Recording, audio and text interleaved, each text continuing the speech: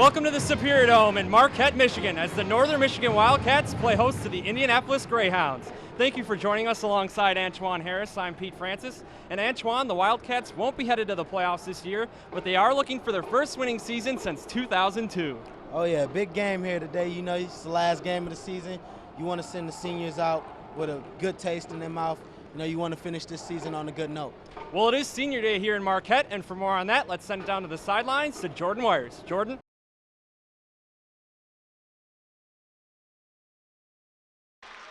Welcome to the Superior Dome in Marquette, Michigan for the MHSAA 2010 Division VI football semifinals as the Iron Mountain Mountaineers face off with the Ithaca Yellow Jackets. Thanks for tuning in. I'm Pete Francis. Ithaca enters today's matchup undefeated at 12-0. Last year they fell short in the semifinals and will look to make that extra step today. Iron Mountain, the perennial UP power, comes in at 11-1 and is looking to make their first MHSAA finals appearance under head coach Scott Body. And the guy to watch today will be Ithaca senior quarterback Alex Nisnak. Nisnak, who's committed to Central Michigan, became the winningest quarterback in the history of the Ithaca program last week. He enters today's play with over 2,000 yards passing, 29 touchdown passes, nearly 1,000 yards rushing, and 15 touchdowns on the ground.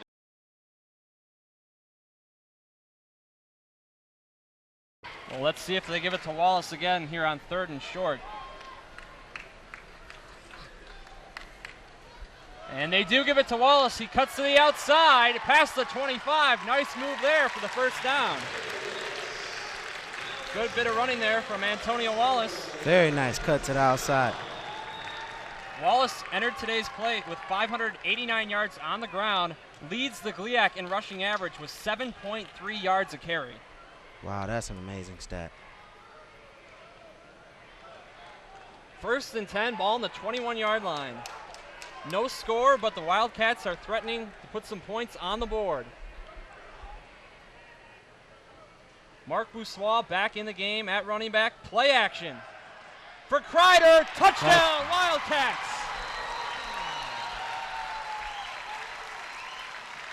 So NMU gets on the board first with a play action pass from Carter Kopak to Blake Kreider. It's Kopak's 12th touchdown pass of the season. Nice catch by Blake Kreider. Looks as if the safety kind of lost him on that play, Pete. And here comes Rockne Belmonte to attempt the extra point.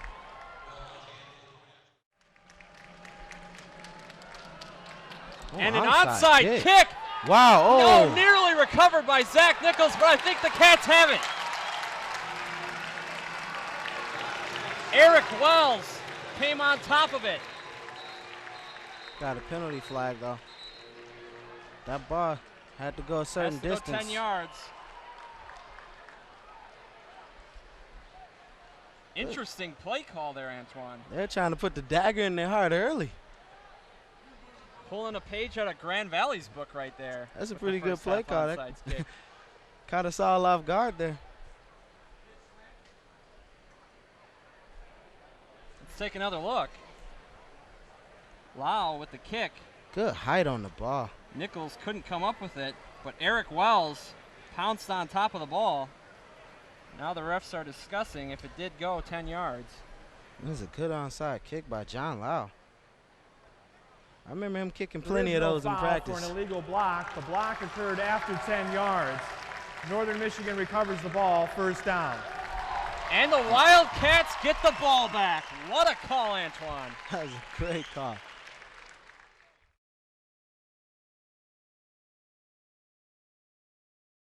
Four receivers set for the Yellow Jackets.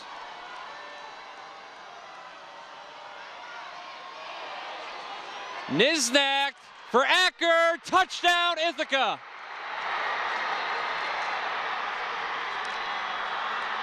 Alex Nisnak with the 42-yard pass to Jacob Acker, and the Yellow Jackets are on the board. Herman's pass is intercepted by Acker. And Acker is going to take it all the way to the house. Touchdown, Ithaca.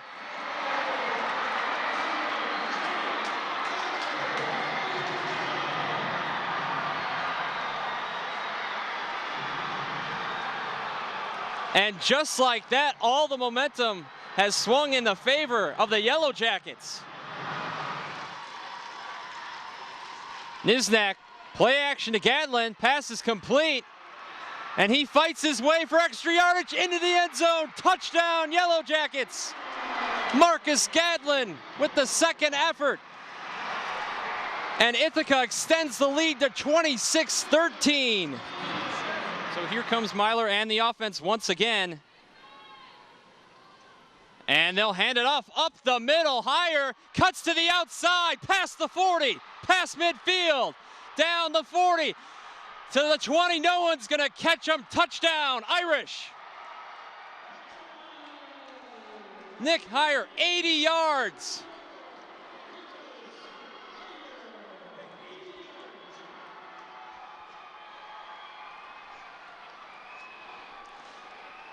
What a response from this Sacred Heart offense. Just like that, Forest Park had dominated the time of possession, and in one play, it all comes back on an 80-yard Nick Heyer touchdown run. So 1st and 10, ball on the 48-yard line for Buitendijk. Good protection, and Buitendijk is going deep, and the pass is caught. Touchdown, West Catholic. Zach Smith with the bomb from Buitendijk. And West Catholic goes up 13-7. Connery takes the snap, up the middle. Connery breaks loose. Touchdown, Menominee, Kiefer Connery.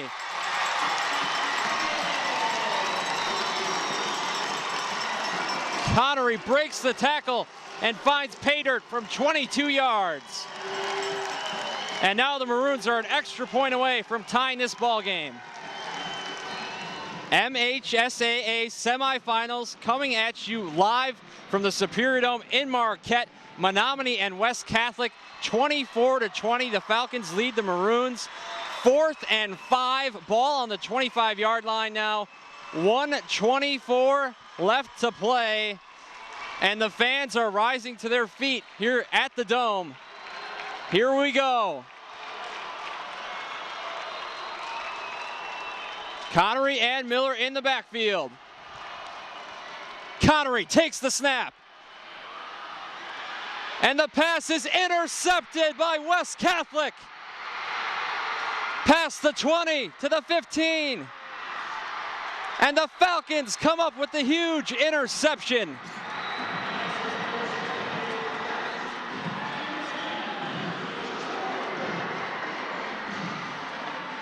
Marcus Ford comes up with the big INT. And West Catholic is 1 minute and 10 seconds away from a berth in the MHSAA Finals.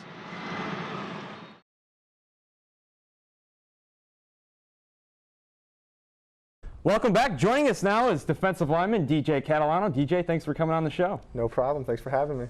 All right, tough loss this weekend at home. How do you guys get over a loss like that? I mean, it's hard.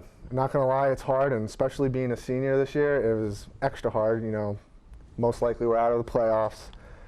But, you know, looking ahead, we have 3 more games left, and we still have a chance to have a winning season. And, you know, we end our season at Tech, and that's going to be a big game.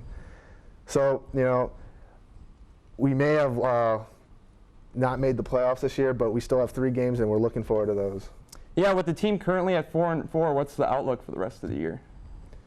Just win out is basically what we need to do, and we have Tiffin who likes to throw the ball a lot, and we got to make sure we get pressure, and we just got to, offense has some kinks to work out, and I'm sure they'll do it. Yeah, this year now the defense, a good portion of the guys are rocking the flow. Where's yours? My hair doesn't grow like that. My hair grows more out, and then, so I don't really get the long hair, and plus, you know, being a Jersey guy, we're all into the gel and gelling it up. All right. Well, this year, your teammate, Mike Levy, wrote an article about you earlier on catchattv.org. Now, our website nearly crashed with hits coming in from New Jersey. Why does DJ Catalano bring the ratings? Well, I'll tell you why. Because I'm a star. No. What I did was I sent a an article out to one of my high school coaches just to show him how I was doing. You know, I'm from New Jersey, so they don't get to see me a lot, but I keep contact with all my high school coaches and past coaches I've had. And when I showed them the article, they kept looking at it and they started sending it to everyone. And sure enough, I was actually on my morning announcements in high school. So, you know, it's a big deal. We have a lot of guys, you know, a few guys playing at Rutgers now, and we have alumni come back, and we all keep up to date with them. All right, so on a more serious note, throughout your career, you've battled some knee injuries, you know, to the point where your career was almost going to be ended. How did you get through that? That was tough. Basically, it was just trial and error, trying different things out to see what would work.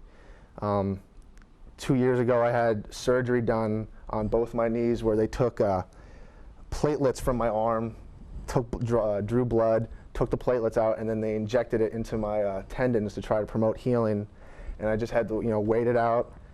You know, that worked a little bit, but it wasn't enough. So, you know, I've been training at Parisi Speed School up in Morris Plains, New Jersey, and they really did a good job of making sure all my form on my lifts, the way I run, the way I even walk and just sit down was perfect.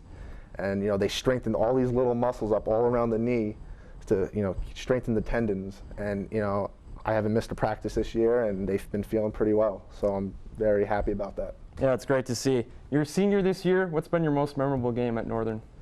Well, this year would have to be the Ashland game. I think that 4th and 1 to win the game, that was huge. Yeah, who made the stop there? I was in on the charge, but so was Matt Forward and Zach Anderson and the rest of the defensive front. So, you know, it was a team. It was just a team swarm is basically what it was.